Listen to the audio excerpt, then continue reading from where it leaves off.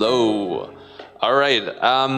So we're going to be talking about intents. I guess I didn't realize when I prepared my slides that I will be preceded by Goki, mostly already talking about some of the basics. So yeah, I'll go over that very briefly. But honestly, like whenever you guys feel at any point like you have questions, just interrupt me. I generally feel that those kind of presentations are just more engaging anyways. But yeah, to quickly introduce myself, my name is Nam. I'm one of the co-founders of Hyperlane. And yeah, I've been spending a lot of time in the last couple of months talking about intents, but especially open infrastructure. And so the agenda for today, the need for unification, like why this is all matter. I want to go a bit over the current efforts that are happening in the space that I've been luckily part of. Talking about the Open Intents framework, which is one of those efforts that Goki also already mentioned. And then last not least, I think some of the challenges that I think he also mentioned about, yeah, like solver decentralization and whatnot. Like intents probably don't solve everything. And so I want to give a little bit of like a sneak peek of what we personally believe the kind of steps beyond intents are. But to start with kind of like the motivating problem, so to speak. So I've only been around since like 2017, 2018. So like I can't actually talk about what it was like to be in those stages. But right, like one of the early things that like Ethereum had to figure out was very much fragmentation as well with respect to like token standards, right? Like I think ERC20 is very well known. And I think at the time it was just actually like when smart contracts came out, like people built like token contracts actually in very different ways, which made things like wallets super hard to build, right? And so I think Ethereum has a long history of basically figuring out, hey, how can we unify Ethereum to kind of like make applications and associated infrastructure work better? And so I think ERC20 is a great example of like how that can work well, right? Because ERC20 kind of like unleashed, I think, the like power of like composing value transfers. But then I think ever since then we've kind of like had like a lot of like different efforts when it comes to like fragmentation. Like I think in the beginning, once we realized, oh shit, this doesn't scale, we like talked about like, oh, how do we scale Ethereum? Maybe we do shards. And really it was around 2020 when I think the broader research community came together and said like, hey, we should probably do rollups. And so I think one thing that I think people sometimes underappreciate is just like how successful that actually was, right? Like I think in 2020, like in DeFi summer, like we all complained about like super high gas fees. And I'm pretty sure nobody like, maybe not nobody, but like very few people today complain about gas prices. But what they do complain about is fragmentation, right? Like I think from this rollup centric roadmap, again, written in like 2020, now we're in a point where like, honestly, most transactions on, right, like the leading L2s only take sub-cents effectively. But I think it's no denying that the interoperability experience that users face today is like pretty rough. Like not only, I guess, here's a bit more like between developers, but like you as a developer, like on L1, right, like what kind of like power DeFi summer was this ability for developers to just like compose with each other. And I think we've kind of lost that, right? Like now today, if like you have an app on Base and you have an app on Arbitrum, like you as a user now have to figure out how do you move your funds from Base to Arbitrum and vice versa, or like maybe you have like, yeah, like most of your kind of Base funds on Ethereum. And so I think the like user experience for like kind of like dealing with like going between chains has definitely become like a clear like loss of UX compared to like Ethereum in 2020-21. And so for users, what it really means is that like, right, like if you use MetaMask, you have just like an insanely long like list of chain lists probably. And right, like honestly, like last couple of months has gotten better, right? Like MetaMask is now able to keep like a different active network on like different tabs, and like is able to kind of like automatically switch chains. But like I think again we're like very far from the experience that we've had, which was like, oh, just connect MetaMask and that's all you got to do. And so I think the last couple of months have seen like a lot of let's call it like negativity towards like Ethereum, because compared to like Solana and like maybe some of the meme coins that were launched in Solana, everybody just got really upset. Like everyone's really upset of like, hey, like I have ETH bags and they're not going up, and partly because of interoperability, right? Like this is like the most important problem, and like how come Ethereum does not feel like one chain anymore? And I think as somebody who has spent a lot of time with people, let's say at the EF, and I think Josh Rudolph from the EF is kind of like the best person there, it's like, sometimes it's like very hard to see what's actually going under the hood, and that's what this presentation is for. This is all fine. Like people are working on this right now, and like just everybody be a bit of patience. The goal that I think if you were there in Bangkok, like at DEF CON, right, like there was this like interop forum where it was like Vitalik and a bunch of L2 founders on stage, and like Vitalik basically told them like, oh, you cannot leave the room until we accomplish this goal. And I think the goal is for Ethereum to feel like one chain again. That's really the kind of like the overarching, I would say, thesis behind what kind of like people have been trying to work on. And honestly, since Bangkok, there's been a few efforts that I kind of want to like highlight. And so they roughly fall in these three categories: chain-specific, addresses, message passing, and intents. I'm just going to briefly go over them, but mostly focus on intents afterwards.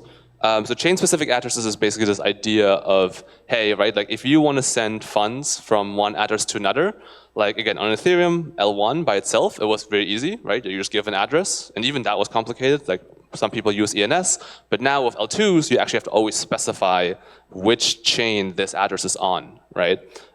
There was like this famous example of like, I think Wintermute, like having a safe on Ethereum, and then they just gave the address and thought that like they would have the same address on Arbitrum, or I think on Base, I forget which one.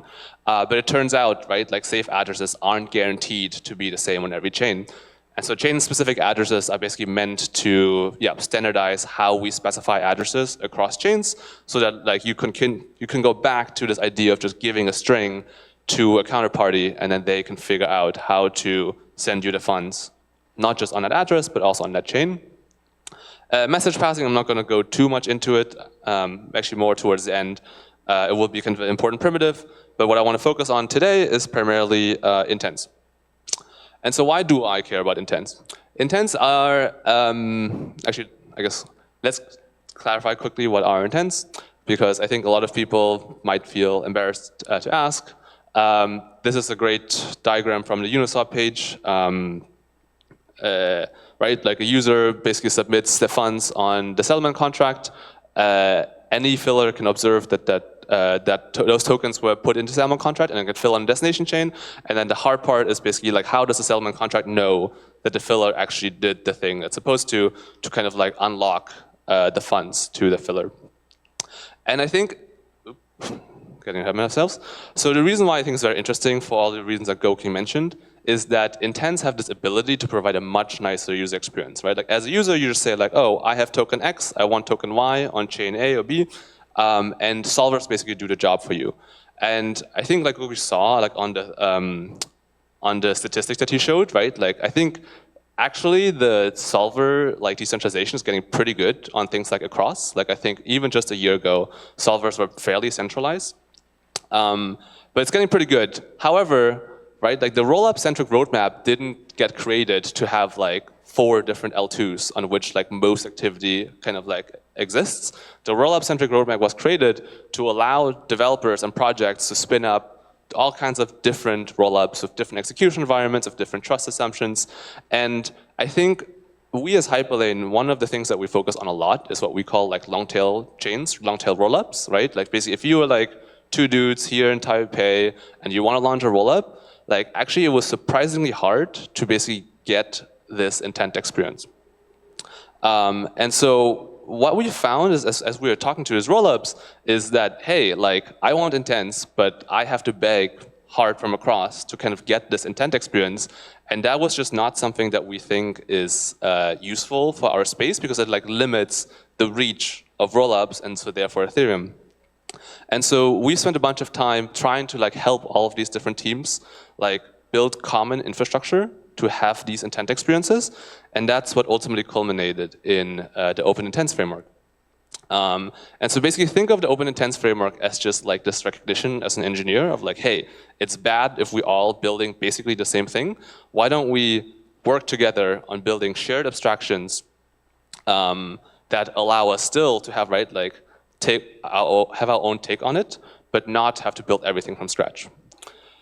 And so yeah, hopefully we can write like this kind of graph of like, bridging over time, being intent-based versus not, like we can kind of keep that going as we expand to more and more rollups. And so what exactly is, I guess, in the open intents framework? There's, I think, mainly, like I would say, 4 pieces. Basically, one, I think, honestly, the most important is probably an open source solver implementation, right? Like most intent protocols come with a reference solver, but if you today, right, like have, if you basically build a new intent protocol because you're like, oh, resource logs are super great. Oh, like I want to, right, like support like cross-chain Dutch auctions. Like, honestly, the hardest part is building this reference solver. Like, I think people sometimes underestimate just like transaction indexing, like transaction inclusion, like gas pricing. Like those are all the kind of like hard parts, and actually rebalancing as well. And so I think what we found over the last couple of months as we've been working with different kind of intent protocols, that actually this is the most interesting thing to them, right? Like we're working, for example, with like 0h from Uniswap. He's building the compact. And so yeah, so I think just being able to have open source solver implementations that like make solving more accessible to people is one of the honestly very exciting parts of the open intents framework. Other parts are just like basic, the smart contracts, right? Like intents in the essence are like super simple. Like it's basically like take tokens and then based on some other contract which tells you whether it was filled or not, release the tokens. And so there's some basic composable smart contracts in the OIF. There's a basic UI template. So basically, if you, right, like again, launch your own rollup, like ultimately what you care about is for your users to be able to like have this intent experience to go to and from your rollup. And then last but not least, I guess like 7683 is the most like successful interop standard that we have today, and so the smart contracts are written with that interface in mind. And so all in all, this basically like is the goal to have all of these things is to allow, again, like a long tail rollup to basically get this interop experience without having to build everything from scratch. Like kind of the explicit goal for us as we were building this was, hey, it should allow a team of, like right now, if you want to do this, it probably takes a team of like 2 or 3 engineers to work like on this from scratch in like 4 or 5 months. And the goal of the open intents framework is to basically get that down from like 1 engineer working on it for like 1 week to basically like deploy and customize it for your own chain. And so we at Hyperlane are big fans of open frameworks. Like I think the reason why is because, right, like if you have 10 different teams having the exact same problem, they can kind of like work together and build these abstractions together. They are also permissionless and protocol agnostic, right? Like I think the thing about a lot of interop today is that it basically requires you to talk with a interop team to convince them, hey, my chain is important enough for your business. And I think that's just not what we've built crypto for, in my opinion, right? Like I think the super cool idea was, and I think I usually like quote Uniswap in this context, is that back in the day when you wanted to list your token, you had to like convince Binance to like list your token, right? And there's like a lot of like kind of like strings attached that come with it. But like Uniswap allowed anybody to just like spin up a V2 pool on Ethereum and list your token. And so this kind of like permissionless aspect is something that we have to truly treasure as we are, building this kind of like infrastructure for financial rails. And so, yeah, frameworks are great because they kind of maintain that permissionlessness. So, do intents and the OIF solve Ethereum interoperability? I think one thing that Goki did a good job at is kind of like recognize that, right, like solvers are ultimately the thing that powers intents. And while, I mean, I just spent a bunch of time talking about why intents are so great and like how I can make them more accessible to people. But I think we should also recognize that like ultimately what you're doing is you're really paying a solver to give you a loan for some extended time, right? Like they're basically giving you the money on the destination chain, and they have to wait some amount of time before they can get their money back, either on that chain or on some other chain. And so ultimately, this is a cost that has to be borne by somebody, and that's ultimately the user. Like I think in the cross, right, like the repayment period is basically not typically 90 minutes, but could be even worse. And so really, like what you're doing as a solver is you're basically just parting away with your money and like planning on having it come back in 90 minutes. And so I saw a calculation that Hart gave to me the other day, and right, like at 1 cent at the current prevailing cost of capital, like I think 1 cent really covers really only an intent for I think like 5K it was or something like that. And so it means that like if right, like it works well for like intents for like normal users who let's say like send $50, $100, $500 around, but like we're very far from this world where we again had on L1, where like right, like you can build composable protocols just like moving like millions and billions of dollars at basically like no slippage. Vitalik wrote this Eve Magician's research post, I think like 4 days ago or 5 days ago. And I think multi-prover architectures are like just a must-have, because you need to be able to like drive down finalization window of rollups, because right now it takes like 7 days. And I think, you know, there was a lot of like, what do you call it? Like excitement about like ZK rollups by like solving all of that.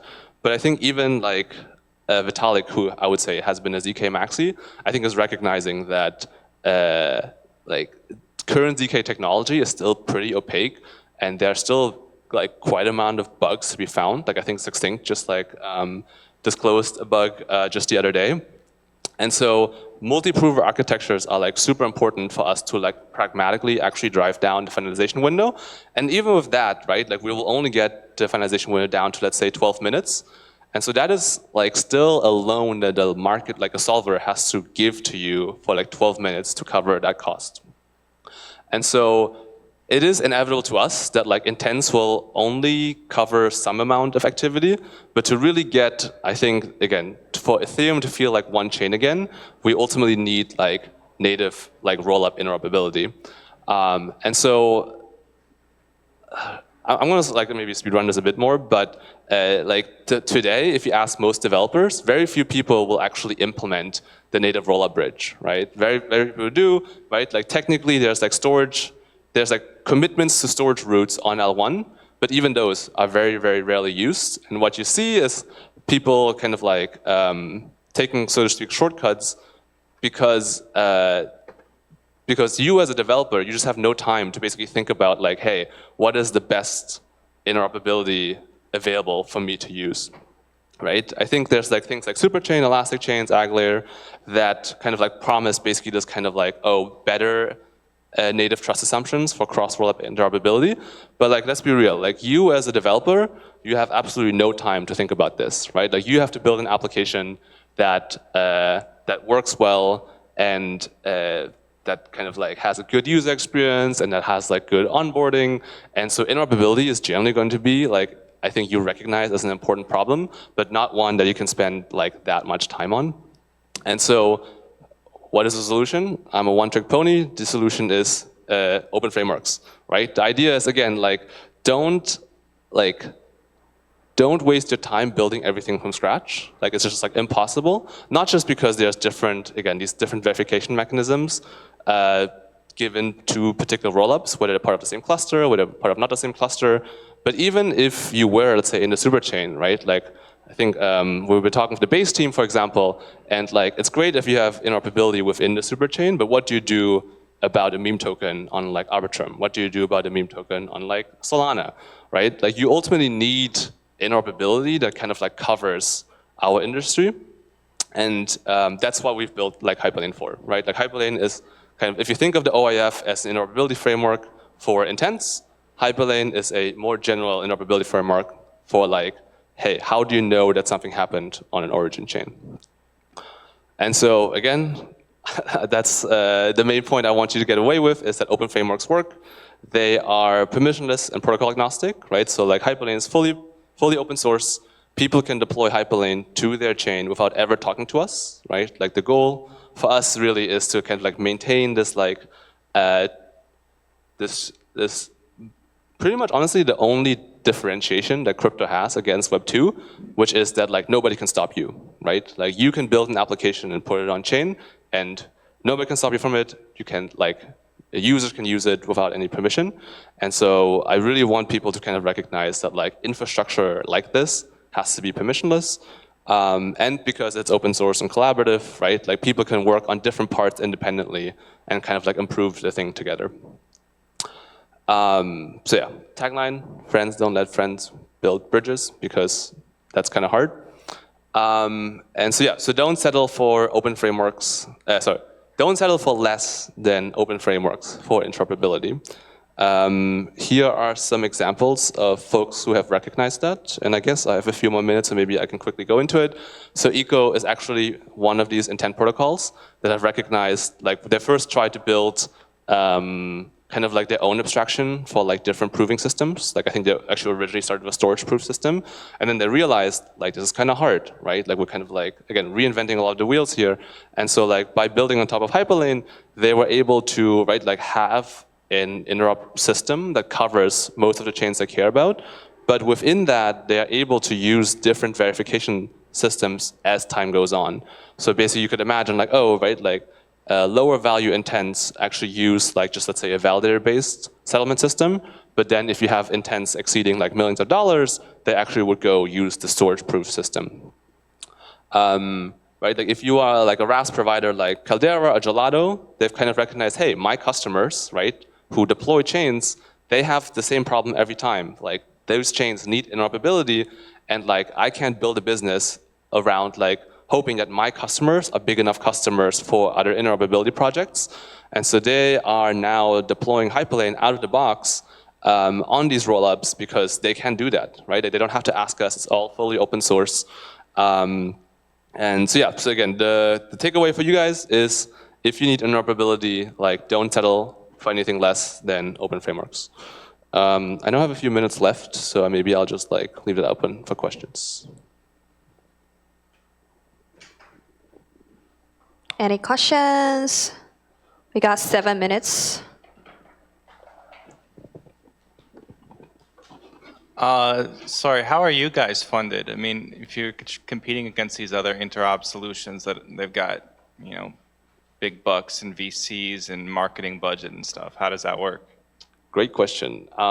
Yeah, we are very well aware that there's hundreds of millions of dollars in our competitors. You know, I think our choice of the framework strategy is not coincidental, right? Like, and it is our view that, again, similar to, let's say, exchanges, right? Is that there's always going to be Coinbase, Binance, right? Like, always going to be these very well-resourced like projects that I think is just impossible to compete head-on with unless you have some other kind of distribution mechanism. And so what you do if you Uniswap, right? You would just open permissionless thing, right? Like I think Binance will never be able to compete with like a project that doesn't have the reach or doesn't have the connections to get to Binance. And so for us, it's kind of the same thing, right? Like let's say a Caldera or Gelato, they had actually no alternative other than to use an open framework, right? Because it's just like a very different strategy. One of my favorite kind of analogies is like Kubernetes in the like Web 2 world, right? Like I would say roughly, I guess, 10 years ago when the cloud became a super hot thing, right? Like it was like Amazon was like running away with it, right? Like everybody who wanted to move to the cloud was using AWS. And I think Google basically recognized that like, hey, what we should do is build an open framework that allows anybody to kind of be vendor independent, right? But hey, if you still need something, and so you might as well take the service offered by these framework developers. And so that's kind of like, I would say, our view of like how we see this industry evolve, is that just like, we can't all use AWS. We can't use all insert our like interop competitors. Like it has to be like open source frameworks to allow people to build these kind of businesses and not get squeezed by kind of their service provider.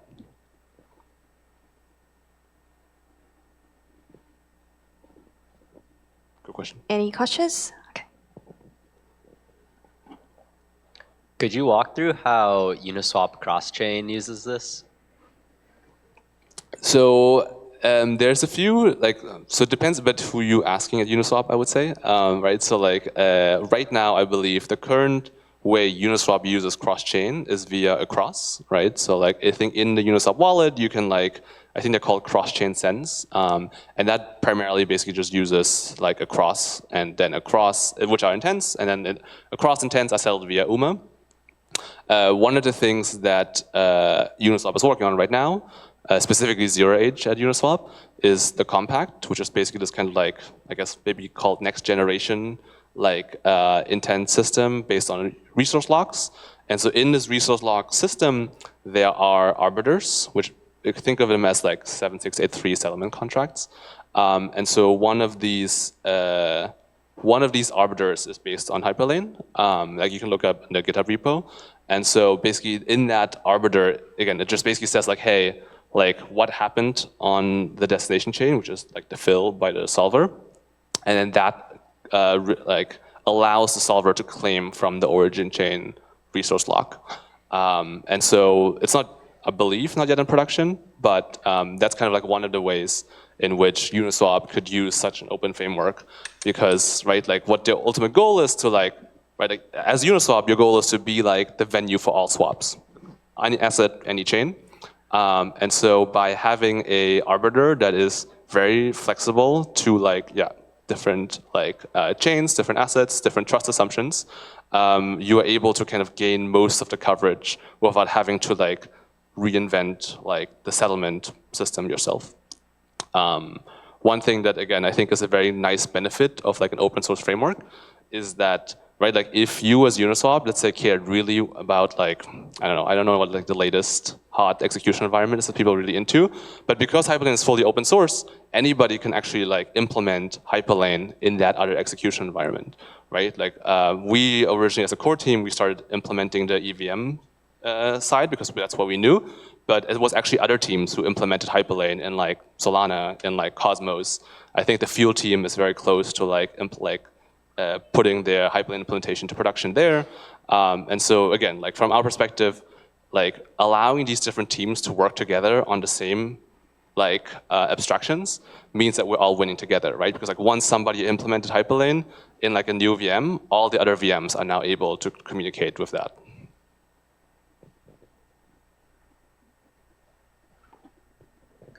Thank you. Any last minute question? If not, let's give Nam Chu a round of applause and thank you for sharing all the insightful